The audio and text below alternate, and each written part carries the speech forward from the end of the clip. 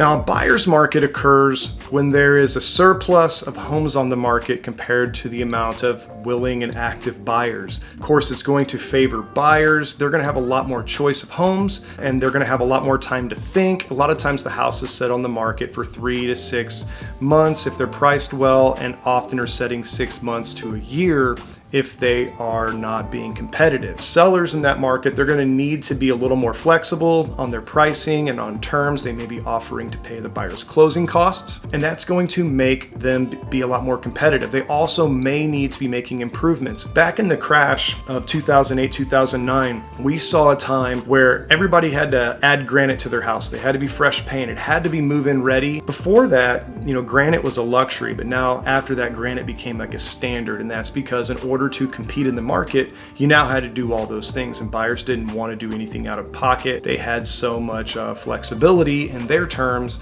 that they weren't willing to take on out-of-pocket expenses. So that became a new trend. That's now the norm in real estate as far as those updates are concerned. Now, the last few years we saw where sellers were really able to put their house on the market and let it go without doing a whole lot of updates. Buyers were willing to pay top dollar for it, even pay a little more, and they were willing to take on projects just to get their foot in the door. So you really have to be mindful of what the inventory looks like. Right now, we are so far behind in new construction nationwide that we're still like 4 or 5 years from being able to catch up with the amount of homes that we need. That's why you're seeing so many apartments go up.